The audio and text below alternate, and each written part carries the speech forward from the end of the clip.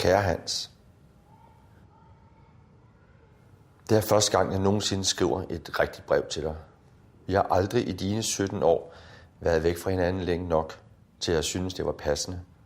Og vi har altid snakket sammen om alle ting i livet, når vi har været sammen.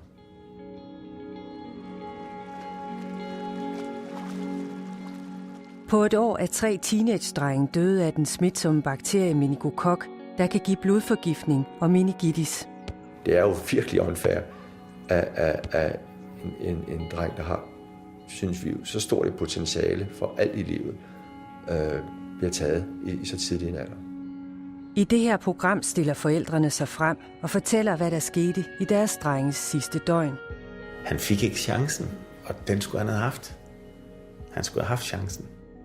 Nu går de sammen for at finde svar på, om lægerne har fejlet. Hvad er det, der skal til, for at de rigtige får den viden, de skal have, for at det her ikke sker igen? Og med hjælp fra eksperter undersøger vi, om sundhedssystemet formår at opdage og behandle den sygdom, der tog livet af deres 3 sønner. Netop som de skulle til at blive voksne. Det er livstruende, og man dør af det. Så derfor er det helt afgørende, at behandlingen sker så tidligt som muligt. Ved at prøve at sætte fokus på det her, ved at prøve at tro på, at vi måske kan være med til, at det ikke sker igen, så føler jeg faktisk, at jeg har en god mor for ham, selvom han er død.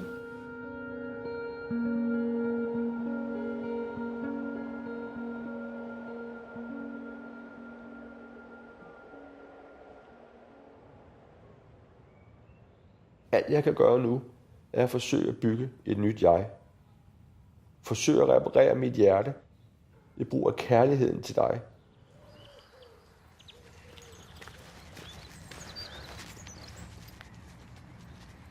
Hans, han har jo, da han har været lille, han har jo været svømme nede der ved Furesøen, og han har leget med både. Og det som alle andre forældre, så elsker man jo at se sine børn være glade. Ikke? Hvor mange bolde vi har mistet. Ja, bolde, ja. Efterhånden som Hans er blevet ældre og bygget sig en vennekreds og så videre, så viser det sig, at det ikke kun os og ham, men også vennerne. De har tit mødtes omkring Furesøen om aftenen, skumringen, sommeraften og så videre. Og der er de så hængt ud og sikkert drukket en øl og sikkert også røget nogle cigaretter. Have et sted, hvor vi kunne gå ned og mindes Hans, hvor både vi og hans venner kunne få et samlingssted. Det synes jeg ville være meget smukt. Hvis der skal være nogen som helst fairness i det her, så må det være at sige, at hvis han skal dø, så skal der komme noget ud af det. Så er det i hvert fald ikke fair, hvis om halvt år, måned, et år, er der en, der dør under de samme betingelser, hvis det kan undgås. Så kan man lære noget af hans død. Kan man finde ud af, hvad kunne vi have gjort bedre, hvad kunne vi have gjort anderledes.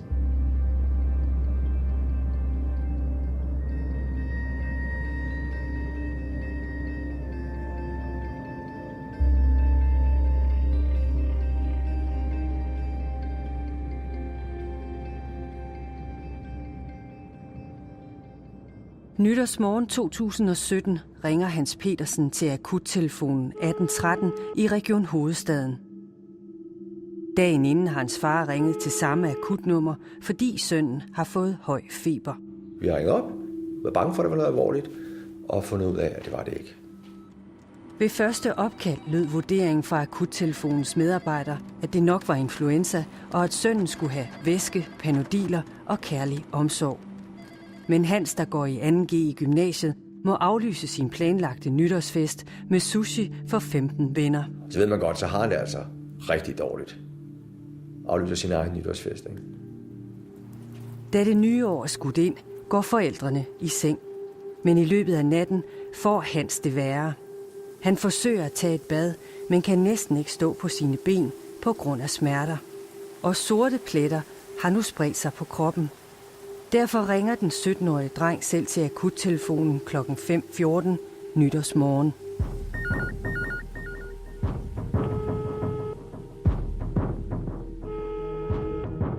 ved at sige, at der er pletter på kroppen, rundt omkring på kroppen, sorte pletter endda, og feber, så serverer han jo kardinalsymptomerne ved en blodforgiftning forårsaget af bakterien meningokok.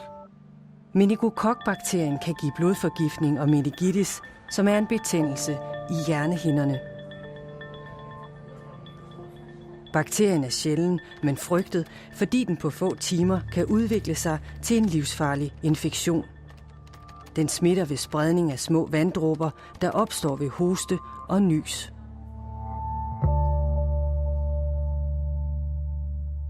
Meningokokkerne spreder sig, og det er livstruende, og man dør af det. Så derfor er det helt afgørende, at behandlingen sker så tidligt som muligt. Jo før man får bakterierne slået ihjel med antibiotika, jo bedre er prognosen. Men akuttelefonen vurderer ikke, at drengen skal i behandling. I stedet får han at vide, at han skal tage billeder af de sorte pletter med sin mobiltelefon og sende dem til 1813. Med mistanke om meningokoksygdom, hvor tiden er så afgørende, der er det i mine øjne en uhensigtsmæssig, forlængende proces at vente med at skulle se billeder. Så det næste, der sker, det er, at vi bliver vækket ved 5:30-tiden af Hans storebror, som er kommet hjem og på vej ind ad døren kalder Hans på ham og siger, kan du ikke hente mig et glas cola og en banan? Storebroren henter det, og så siger han, du må lige hente, kan du ikke hente mor og far? Og det viser sig så, at han har ringet til 1813 selv. Akuttelefonen modtager billederne af de sorte pletter, som Hans selv har taget. Klokken 5:40, 26 minutter efter den 17-årige drengs første opkald, ringer medarbejderen tilbage.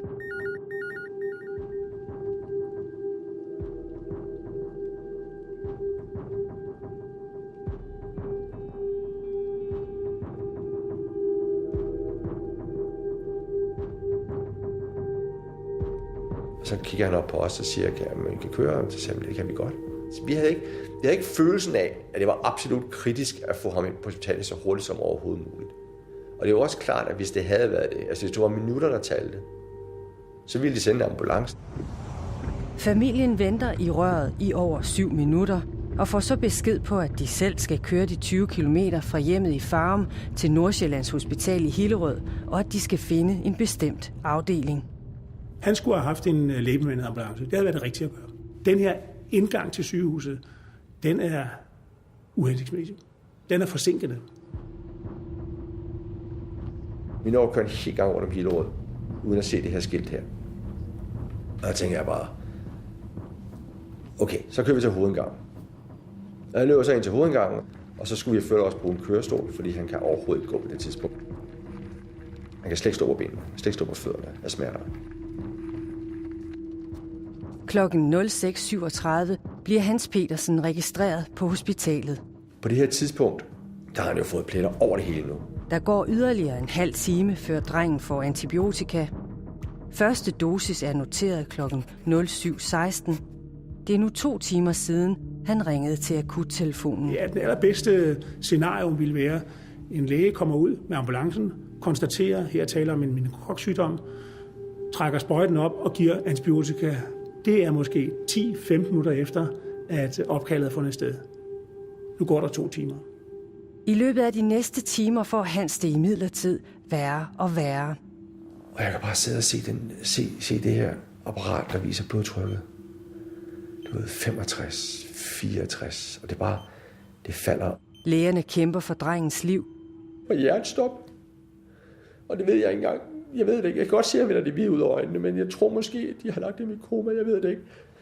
Så siger personalet til os, I må heller lige gå udenfor. Hans Petersen får hjertemassage, og lægerne får pulsen tilbage. Men han er stadig i koma. Om eftermiddagen får han flere hjertestop, og som et sidste forsøg på at redde ham, bliver han sendt med ambulance til Rigshospitalet i København. Her samles familien i et lokale for pårørende, og lidt efter kommer en læge ind i rummet. Og så siger han, jeg skal fortælle jer.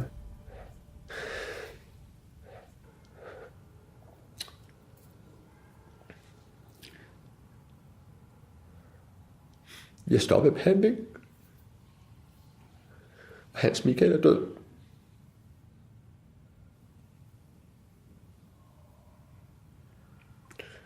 Og det var det. Hans Michael Petersen dør af blodforgiftning med meningokokker kl. 15.58 den 1. januar 2017. Knap 11 timer efter er han første gang ringet til akuttelefonen. Der er sket flere ting, siden du døde nytårsdag. Jeg har blandt andet fået 2 nye venner, hvor vi er indbyrdes forbundet af en forståelse for hinandens lidelser. Kort efter dødsfaldet får Ivar Petersen en sms fra en anden far, der har gennemlevet nøjagtigt det samme 1 år tidligere.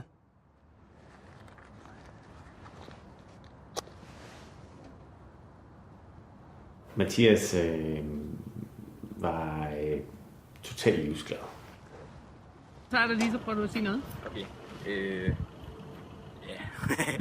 Et legebarn på den fede måde.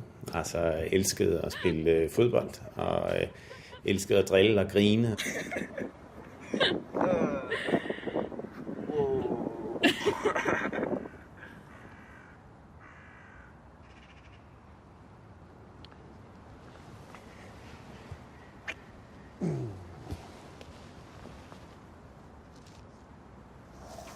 Altså her har vi jo en ølskjuler, fordi vi synes, det skal være et sted, hvor Mathias' venner de har lyst til at slå sig ned en sommeraften og drikke en skål. Han var sådan foldet ud, ved at folde sig ud som den unge mand, han var ved at blive.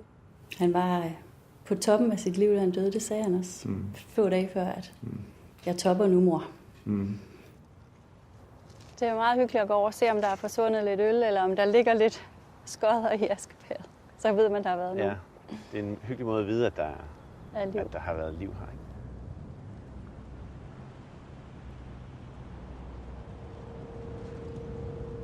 En januardag i 2016 får 16-årige Mathias Bådsgaard Lund høj feber. Hans mor vågner midt om natten, fordi hun hører ham kaste op. Og der ligger han så der og kigger på sine hænder og siger, mor, prøv at se her, der er nogle røde pletter. Så går jeg så tilbage og begynder at kigge på min computer og googler selvfølgelig, hvad kan de der pletter, det har jeg ikke set før. Det går ret hurtigt op for mig, at det kan faktisk godt være et tegn på meningitis. Pletterne får hende til at ringe til alarmcentralen 112 kl. 1.54 om natten. Jeg kan mærke, at jeg ryster, jeg er blevet rigtig bange. Hun fortæller, at hun tror, at hendes søn har meningitis. Og straks bliver der sendt en ambulance og en lægebil afsted til hjemmet i Skodsborg, nord for København. De kommer alle 3, de 2 fra ambulancen og ham, der kommer fra lægebilen, kommer alle sammen ind i soveværelset. I ambulancejournalen står der, at pletterne på Mathias' krop ikke forsvinder, når man trykker på den. Der er nogle ting, jeg ikke forstår. Der er et udslæt, der ikke svinder for tryk. Og det synes jeg bør give mistanke om det kan være meningokoksygdom. Og det skal også give anledning til, at man opstarter antibiotisk behandling med det samme. Men det sker ikke. Og kl. 2.26 konkluderer ambulancelægen, at der ikke er grund til at mistænke meningitis med akut behandlingsbehov. Jeg lagde min skæbne i deres hænder og havde tillid til, at de vidste, hvad de talte om. Jeg var bange for, at det var meningitis. Jeg havde fundet det på Google. Jeg synes, jeg havde et eller andet sted foræret min diagnose på et sølvfad. At det så ikke var meningitis, det var jeg jo bare enormt lettet over. Men flere timer senere skal det vise sig, at lægen har taget fejl, og at morens første indskydelse er korrekt. Familierne giver os adgang til at se alle alarmopkald, journalnotater og hospitalsdokumenter fra de 2 drenges sager. Det gør de, så vi kan undersøge forløbene med nogle af landets førende eksperter i meningokokker. Det er jo nogle rigtig farlige bakterier. Altså netop fordi du kan blive dødssyg og dø inden for 24 timer. Det er minutterne, der tæller i starten, og det er med at handle korrekt og hurtigt. Vi beder dem om at gennemgå drengenes journaler for at finde ud af, om der er fejl, der går igen i de 2 forløb.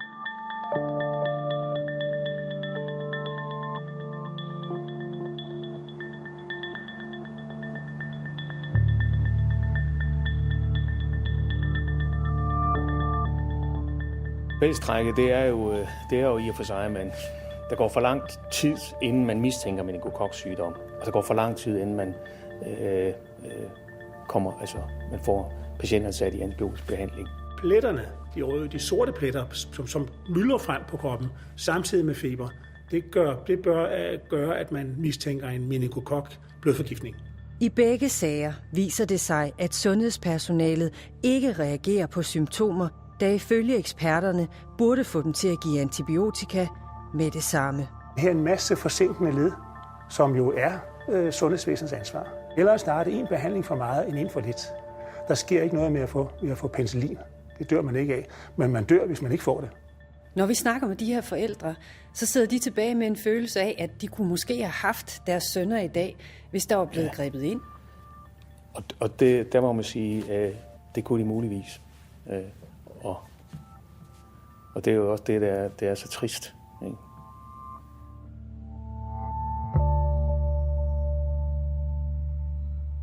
Det er 2 måneder siden, du døde, og jeg føler, at jeg balancerer på kanten af en afgrund. Udover sorgen og smerten er savnet begyndt at påvirke mig. Jeg har et fysisk behov for at holde om dig, for at gå til en af dine fodboldkampe og se dig spille.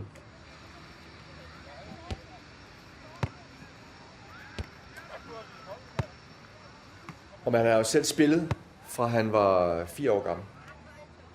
Så fodbold har været kanonstort, og det er stort i vores familie, også som fans.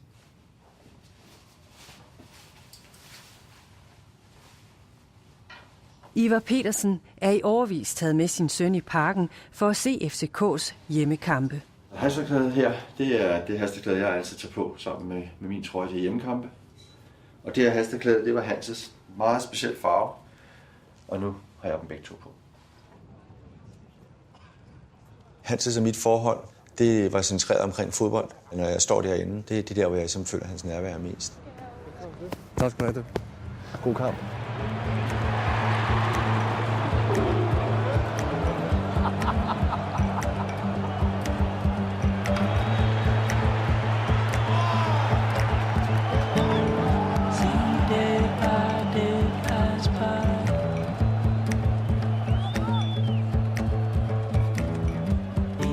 Vi kunne snakke om alle mulige ting. Han følte en frihed til, at vi ikke diskuterer alle mulige ting. Og hvis han så havde problemer med sin vennekreds og sådan noget, det snakkede vi også om. Så det var rigtig dejligt, at på den måde blev en del af livet, af hans liv.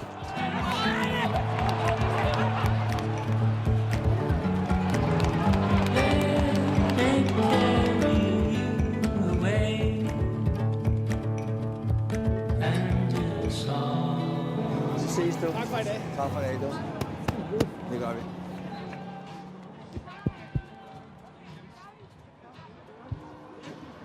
Vi ses. Det gør vi. For mange år siden, da du og jeg tog i parken sammen, så tog vi toget fra Farum til Ryparken. Og vi havde nogle fantastiske samtaler på gåturene til og fra stationerne. Den hue, jeg har på nu, det er også hans hue. Jeg har arkiveret min egen hue. Det skulle godt være, at den ikke ser særlig godt ud på mig, og det kan godt være, at den ikke passer og whatever, men det er hans hue. Så der er hans navn i den. Og det er jo en hine. En hine efter en erstatning. Altså, du går rundt hver eneste dag, og det eneste, du egentlig vil have, det eneste, du vil have, det er ham. Og du ved jo godt på et plan, at det får du ikke. Du får ham aldrig. Jeg tog hjem, og for første gang i umindelige tider sad jeg alene i toget. Jeg følte dit nærvær stærkere end nogensinde siden den forbandede nytårsdag. Og det er da bedre end ingenting. Det er da bedre end ikke at føle dit nærvær. Men det er jo bare slet ikke nok.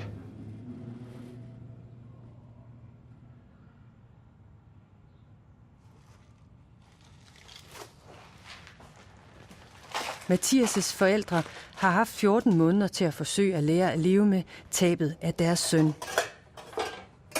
Ja, det bliver nemmere. Ja, that's what counts. Ikke? Det er, at det går den vej. Heldigvis. Lang tid efter, jeg kunne simpelthen ikke lave mad, fordi der samledes vi og hyggede og var sammen. Jeg kunne simpelthen den der madlavning uden ham, ikke? Det kunne jeg slet ikke finde ud af. De forsøger at finde en mening i det, der er sket. Ved at prøve at tro på, at vi måske kan være med til, at det ikke sker igen. Så føler jeg faktisk, at jeg har en god mor for ham, selvom han er død. Da hans mor ringer 112 en januarnat sidste år, afviser ambulancelægen diagnosen meningitis. Alligevel tager ambulancen deres 16-årige dreng med til tjek på Herlev Hospital. Så går der lidt tid, og så kommer der en læge, og vi kommer ind på en stue, og Mathias bliver undersøgt for at tage blodprøver, og der bliver kigget på de der pletter og forskellige ting. Også denne læge afviser, at der er tale om den farlige meningokokinfektion. I stedet mener lægen, der er tale om en ufarlig hudinfektion. Derfor får Mathias Bådsgaard Lund stadig ingen antibiotika. Og klokken 3:30 bliver drengen sendt hjem igen. Det er jo helt forkert vurdering af den dreng. Så sagen er, at han har været inde på sygehus, og man sender en dreng med svær meningokoksygdom hjem. Og det er forfærdeligt.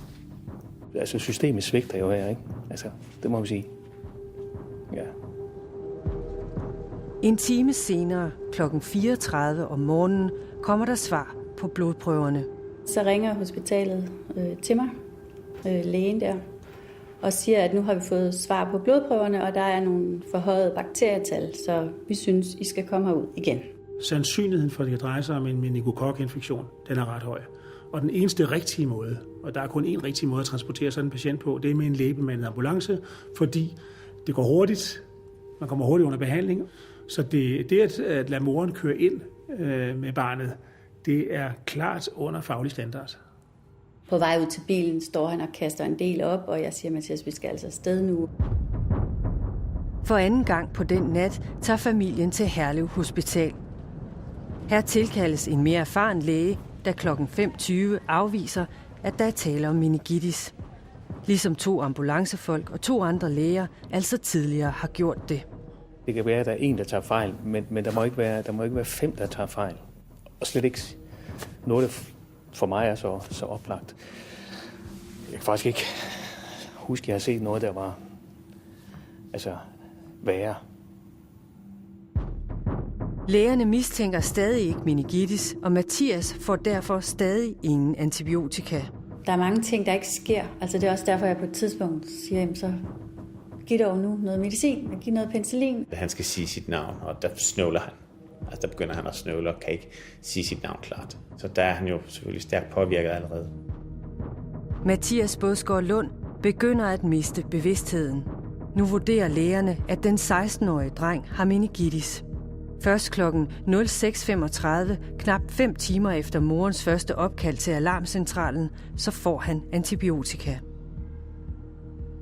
Så det er jo svært ikke at tænke, gad vide, om Mathias kunne sidde her ved siden af. Fra han er set første gang, til han får antibiotika, hvor det går sted mellem 4-5 timer, det kunne have ændret det her forløb. Så han kunne have været her i dag? Ja. Om morgenen bliver den 16-årige dreng lagt i kunstigt koma. Han bliver overflyttet til Rigshospitalet i et sidste forsøg på at redde ham. Vi kommer op på en intensivafdeling, hvor lægen tager os til side og siger, at det her er altså alvorligt, og det kan have et dødeligt udfald. På Rigshospitalet erklærer lægerne ham hjernedød. Sidst på dagen siger jeg så, nu er det tid til, at han skal have fred. Og på det tidspunkt bliver vi så lægerne om at slukke for apparaterne. Og vi sætter os på hver side af sengen. Vi lægger hånden på hans hjerte. Og jeg synger en godnatsang for ham, som jeg altid har sunget for ham. Og så lige så stille kan vi mærke, at livet render ud af ham.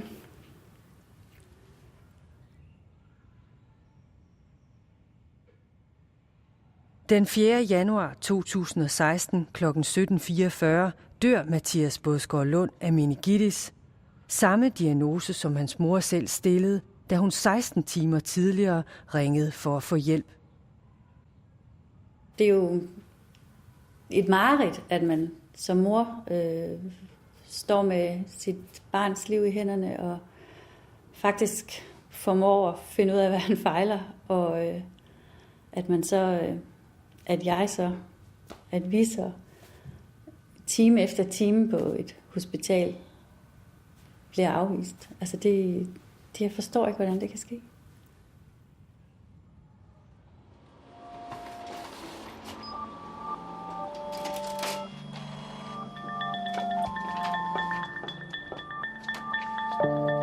Vi har sat os for at undersøge, hvor ofte der sker fejl, når personer kontakter sundhedsvæsenet med symptomer på den farlige meningokokinfektion. En bakterie, der sidste år var skyld i 37 tilfælde af blodforgiftning og meningitis herhjemme. Det viser sig, at der i årevis har været alvorlige problemer med at diagnosticere og behandle patienter, der bliver ramt af den livsfarlige bakterie.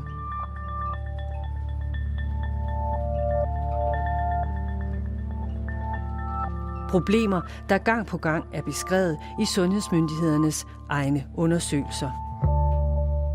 2007 anerkender man, der er problemer. Ja. 2011 anerkender man, der er problemer. Og i 2014 anerkender man, der er problemer med meningitisbehandling. Din reaktion på det?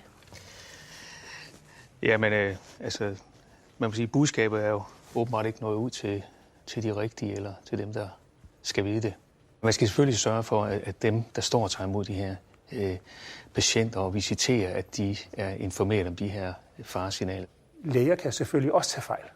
Vi kan alle sammen tage fejl, men vi skal skrue vores sundhedsvæsen sammen på en måde, hvor det er organiseret sådan, så vi tager så få fejl som muligt. Og det synes jeg, det kan vi blive bedre til. Siger du, jeg er nemlig lige nu involveret i en masse handlinger, som jeg håber fører til løsninger og resultater. Det er 2,5 måneder siden Hans Petersen døde, og hans forældre er nu på vej til møde med cheferne for akuttelefonen 1813 i Region Hovedstaden. Jeg har et håb om, at vi kan forbedre det her system sammen. Jeg er villig. Det er vores system. Det er vores allesammens sundhedssystem. Her skal de for første gang tale med de chefer, der har ansvaret for, at der ikke bliver sendt en ambulance nytårsnat. Vi kan ikke gøre noget ved, at Hans er død, men vi håber, at vi kan gøre noget ved den næste. Akuttelefonen vil ikke have os med til mødet, så vi venter udenfor. 4 uger efter, at Hans mister livet, bliver en 3. teenage-dreng i hovedstadsområdet ramt af den farlige meningokok-bakterie.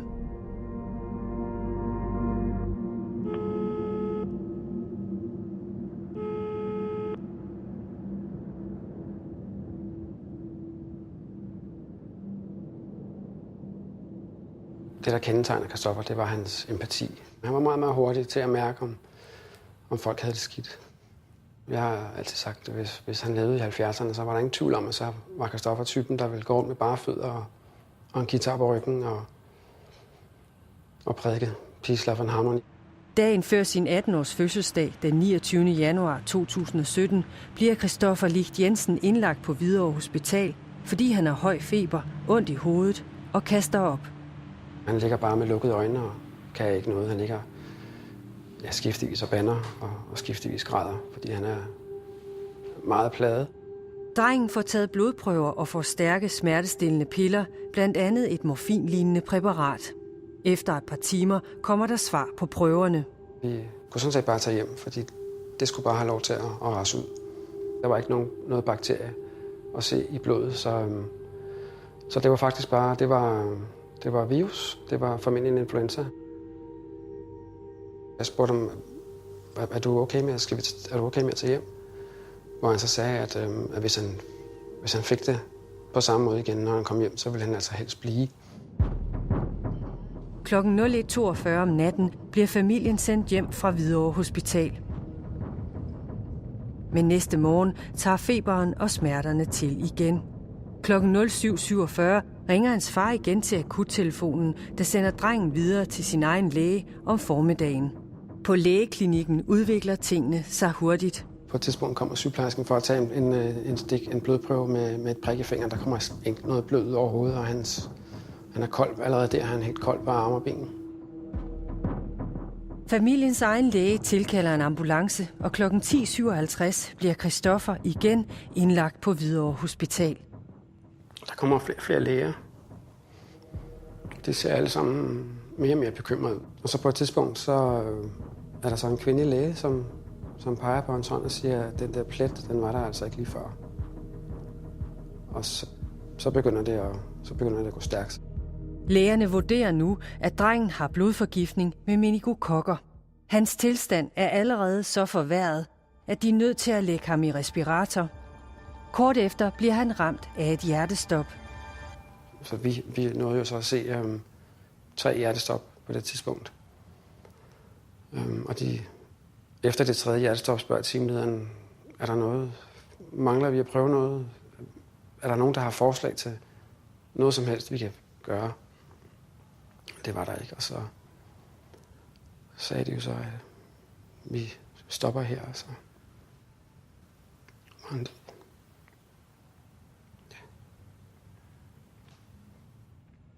Christoffer Licht Jensen dør kl. 16.45 på sin 18-års fødselsdag den 30. januar 2017.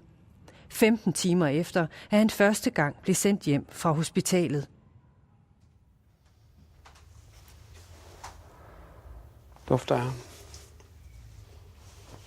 Det er en af de ting, som bliver bare hængende der. Så kan jeg snuse til ham og fornemme ham og sådan nogle ting.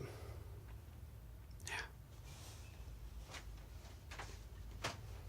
Jeg kan ikke lade mig at tænke på, at ved det, han nu blev sendt hjem, der mistede Christoffer egentlig den sidste chance, han havde for at overleve.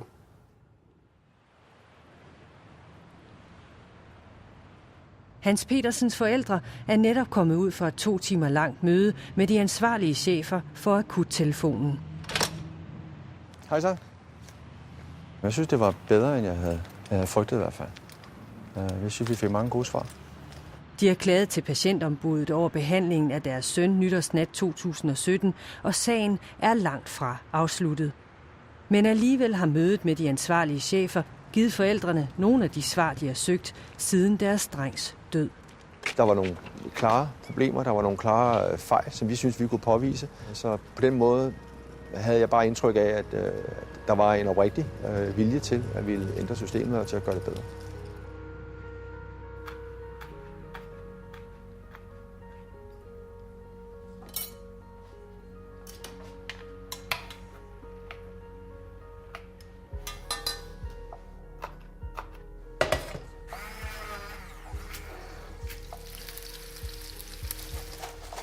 Men i aften, der kommer de 2 andre fædre på besøg.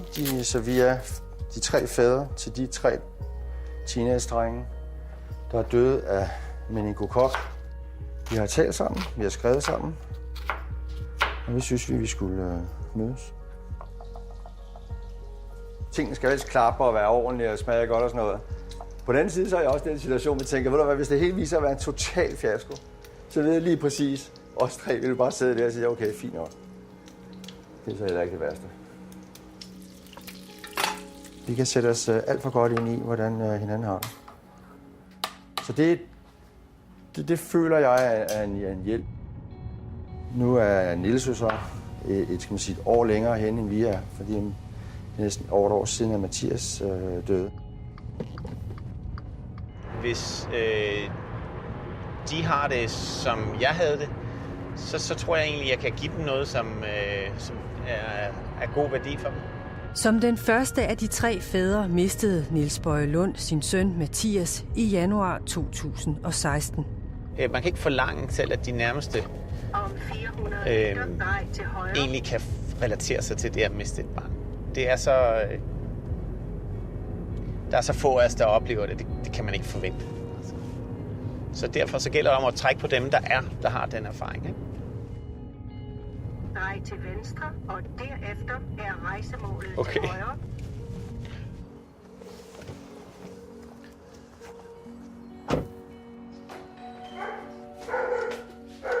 Kurv! Sagde du gå? Kurv, sagde jeg. Hej. Hej. Godt at se jer. Godt at se dig. Kom indenfor. Ja, tak skal du have. Tak skal du have. Kurv. Ja. Ja. Hvis du kommer og siger hej, så slipper jeg for at høre mere på jer. Ja. Hej med dig. Hej, så kom her. Kom her. Så kom her. Nu skal du så hen til far. Så kom der her. Ja. Så er det i orden. Så kan godt gå til K igen. Og du er allerede i gang. Det sagde du også, du ville være. Ja, fordi jeg er så langsom, så hvis jeg ikke går i gang i god tid, Ja. så... Helt op. Sådan. Tak.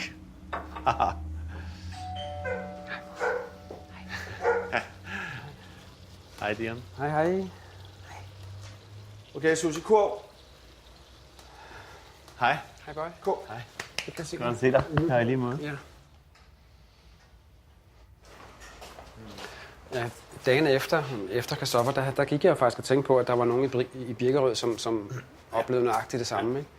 Og så skrev Ivar til mig, ikke? Så det var faktisk ret pudsigt. Det er jo egentlig vildt, at vi ikke har mødt hinanden, men alligevel så er der allerede en historie, ikke? Der er allerede et eller andet der. Ja. Helt sikkert. Bare fordi man forstår. Ja. Du taler med andre og bedste mening og så videre, men du kan ikke forstå det. Nej, nemlig. Det er det. Det er jo et scenarie, som heldigvis ikke særlig mange skal gennemleve. Og derfor så er ikke ret mange, der ved, hvad det egentlig i virkeligheden drejer sig om. Nej, det der. Ja. Vi har brød, og vi har olivenolie, parmesan. Tror vi er der.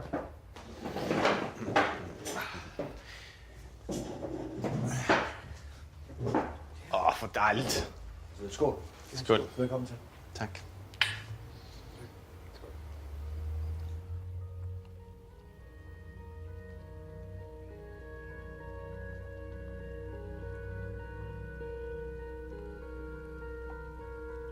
Ivar, det er skide godt. Det var godt. Det var super hyggeligt. Nej. Masser af mad. Og Ja, det er godt. Ja, der er lidt til frokost lige morgen også, ikke? Ja. Det gør vi igen på et tidspunkt. Ja, det gør vi. Yes. Jeg tror selv. Vi ses. Om ikke så ses vi på os. Yes, det gør vi. Tak for nu. Hej. Vi ses, boy. Kan det være? Ja, det er med dig. Godt at møde dig. Jeg synes, det har været en rigtig god aften. Vi fik snakket om alle mulige ting. Hej. De problemer, som der opstår i dit dagligdag og med arbejde og med venner og familie og sådan noget.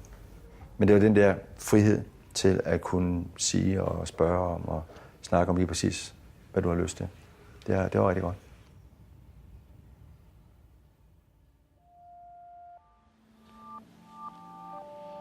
De 3 teenage-drenge døde alle, mens de var i behandling hos Region Hovedstaden. Akuttelefonen har erkendt, at det var en fejl, at de ikke sendte en ambulance, da Hans Petersen ringede med klare symptomer på meningokok-infektion. I Mathias Bådsgaard Lunds sag har Styrelsen for Patientsikkerhed kritiseret, at hospitalspersonalet undlod at give den 16-årige dreng antibiotika, selvom også han havde klare symptomer. Ambulancepersonalets behandling har ikke fået kritik, men styrelsen har nu genoptaget sagen, fordi den ved en fejl er blevet vurderet af en børnelæge uden kendskab til området. Christoffer Ligt Jensens sag er endnu ikke afgjort. Hans forældre har klaget over behandlingen, men Hvidovre Hospital mener ikke, at der er sket fejl. Det er jo vigtigt, at de læger og det sundhedspersonale, der vurderer akutte patienter, at de kender det her, altså og fagligt er dygtige nok, ikke? Vi har et kæmpestort ansvar inden for sundhedsvæsenet, at vi håndterer disse meget hurtigt forløbende sygdomme på den helt rigtige måde. For gør vi ikke det, så går det galt. Vi vil gerne have spurgt Region Hovedstaden, hvordan de ser på de 3 forløb, og hvad de mener, man kan gøre for at undgå lignende sager i fremtiden. Vi vil også gerne høre deres vurdering af, hvorfor der stadig sker fejl, når myndighederne i årevis har advaret om, at sundhedspersonalet i Danmark ikke er gode nok til at diagnosticere og behandle de farlige meningokok-infektioner. Men vi kan ikke få svar på vores spørgsmål, for Region Hovedstaden har ikke ønsket at stille op til interview.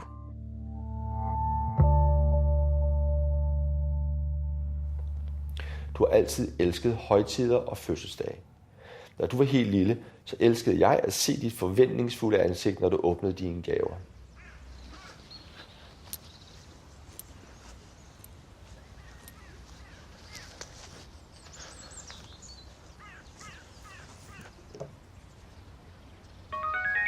Bare test nu, ja.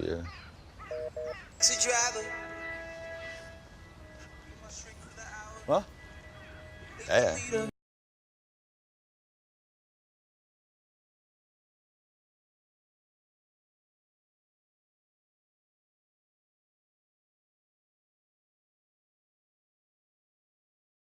Smukt her, hva'? Ja, det synes vi også. Det synes vi er rigtig dejligt. Ej. Så det er jo hans fødselsdag. Han er blevet 18 år i dag. Velkommen til. Ja, tak. Det bliver dejligt at se hans venner. Det bliver dejligt at se vores venner igen. Sidst vi så dem, sådan samlet i en flok, det var til bisættelsen. Goddag. Hej. Nu er der så gået næsten 3 måneder.